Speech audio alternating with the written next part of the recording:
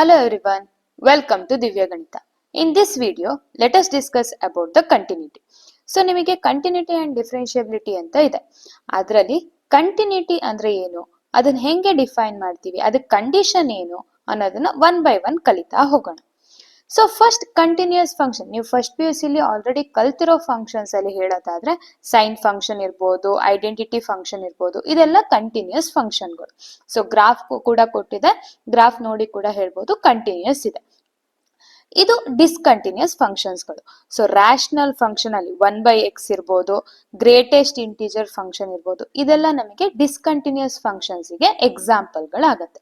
ಹಾಗಾದ್ರೆ continuous discontinuous ಹೆಂಗ್ ಗೊತ್ತಾಗುತ್ತೆ ಅಂತ ಗ್ರಾಫ್ ನೋಡಿ ಹೇಳೋದಾದ್ರೆ, ಗ್ರಾಫ್ ಕಂಟಿನ್ಯೂಸ್ ಆಗಿದ್ರೆ ವಿತೌಟ್ ಎನಿ ಬ್ರೇಕ್, ಅಲ್ಲಿ ನಾವು ಪೆನ್ ಅನ್ನ ರಿಮೂವ್ ಮಾಡದೆ ಆ ಗ್ರಾಫ್ ಅನ್ನ ಡ್ರಾ ಮಾಡಕ್ ಬರುತ್ತೆ ಅನ್ನೋದಾದ್ರೆ ಅದನ್ನ ಕಂಟಿನ್ಯೂಸ್ ಫಂಕ್ಷನ್ ಅಂತ ಹೇಳ್ತೀವಿ.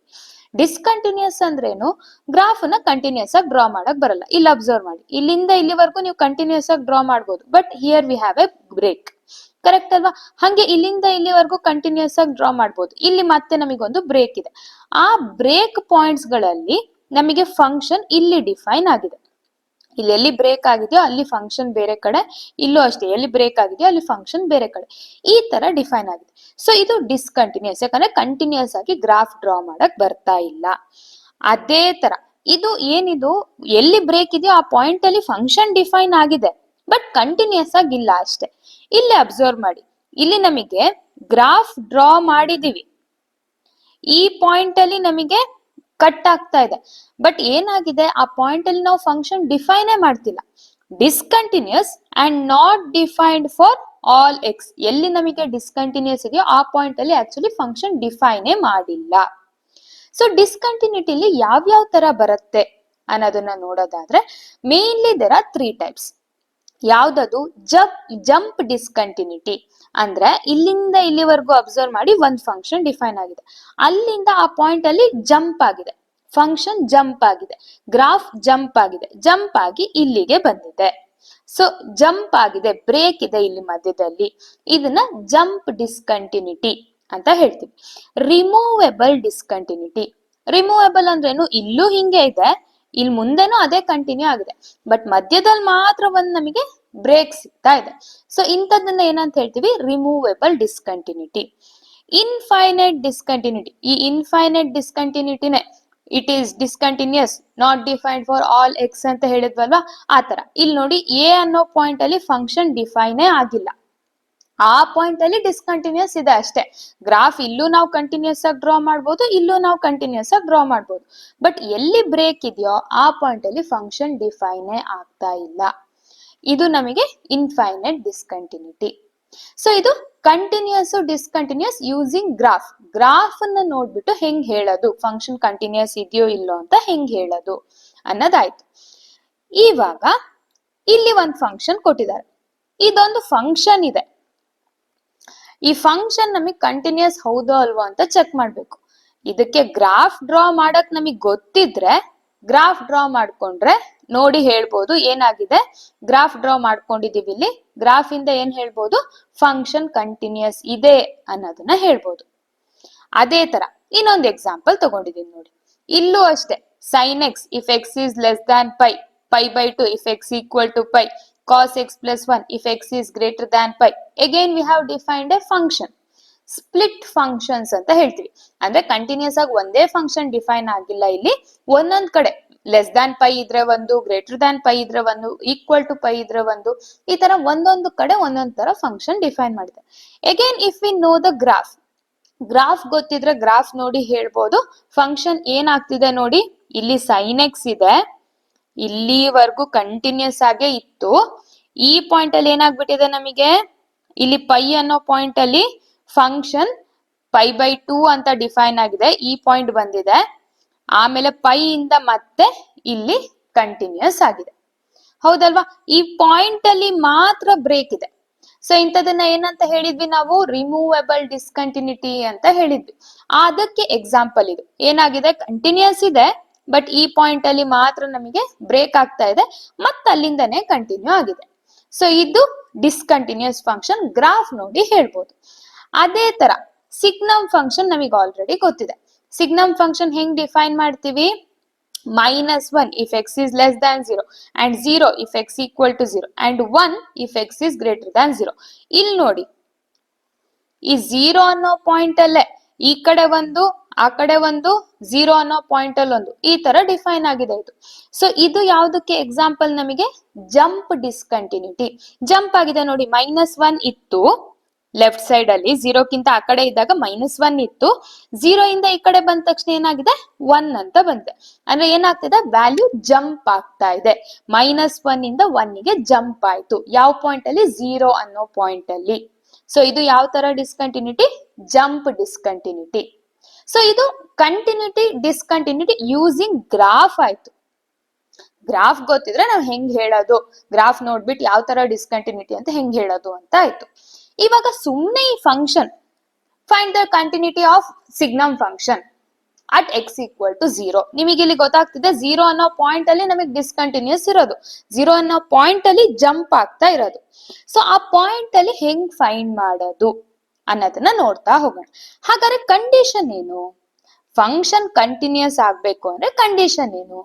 ಇವಾಗ ನಾವು ಓವರ್ ಆಲ್ ಫಂಕ್ಷನ್ ಕಂಟಿನ್ಯೂಟಿ ಬಗ್ಗೆ ಮಾತಾಡ್ತಿಲ್ಲ, ಒಂದು ಪಾಯಿಂಟ್ ಅಲ್ಲಿ ಫಂಕ್ಷನ್ ಕಂಟಿನ್ಯೂಸ್ ಆಗ್ಬೇಕಂದ್ರೆ ಕಂಡೀಷನ್ ಏನು ಅಂತ ಹೇಳ್ತಿದೀವಿ. ಗೊತ್ತಾಗ್ತಿದ್ಯಾ? ಸೊ ಆ ಪಾಯಿಂಟ್ ಅಲ್ಲಿ ಕಂಟಿನ್ಯೂಸ್ ಅಂದ್ರೆ ಏನು ಅಂತ ಹೇಳ್ತೀವಿ, ಆಮೇಲೆ ಓವರ್ ಆಲ್ ಫಂಕ್ಷನ್ ಹೆಂಗೆ ಅನ್ನೋದನ್ನ ನೆಕ್ಸ್ಟ್ ನೋಡೋಣ.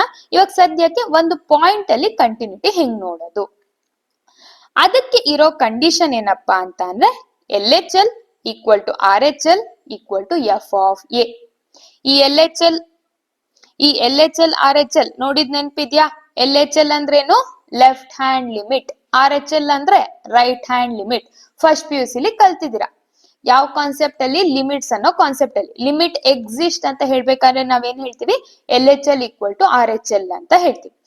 ಇವಾಗ ಅದಕ್ಕೆ ಒಂದು ಎಕ್ಸ್ಟ್ರಾ ಕಂಡೀಷನ್ ಇದೆ, ಏನದು? That must be equal to function value at that point.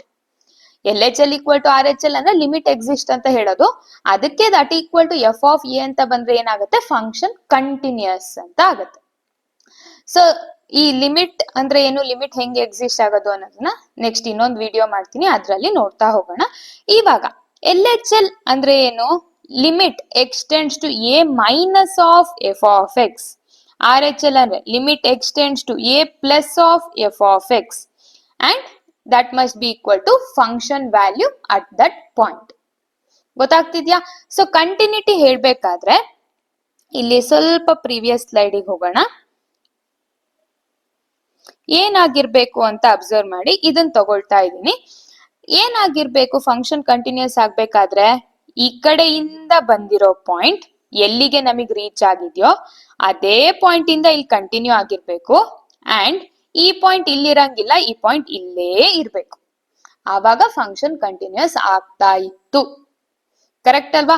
ಇಲ್ಲಿಂದ ಬಂದಿದ್ ಗ್ರಾಫ್ ಚೇಂಜ್ ಆದ್ರೂ ನಮಗೇನ್ ಪ್ರಾಬ್ಲಮ್ ಇಲ್ಲ. ಇಲ್ಲಿ sin x ಇತ್ತು, ಇಲ್ಲಿ cos x ಪ್ಲಸ್ 1 ಇತ್ತು, ಅದೇನು ಪ್ರಾಬ್ಲಮ್ ಇಲ್ಲ. ಪ್ರಾಬ್ಲಮ್ ಯಾವಾಗ ಆಗತ್ತೆ? ಇಲ್ಲಿಂದ ಬಂದಿದ್ ಗ್ರಾಫ್ ಅಲ್ಲಿ ಬ್ರೇಕ್ ಇದ್ರೆ ಮಾತ್ರ. ಇಲ್ಲೇನಾದ್ರೂ ನಮಗ್ π/2 ಬದಲಿಗೆ 0 ಅಂತ ಇದ್ದಿದ್ರೆ ಅವಾಗ ಇದೇ ಪಾಯಿಂಟ್ ಬಂದ್ಬಿಡ್ತಿತ್ತು, ಇಲ್ಲಿ ಇರ್ತಾ ಇರ್ಲಿಲ್ಲ, ಇದೇ ಪಾಯಿಂಟ್ ಬಂದ್ಬಿಡ್ತಾ ಇತ್ತು.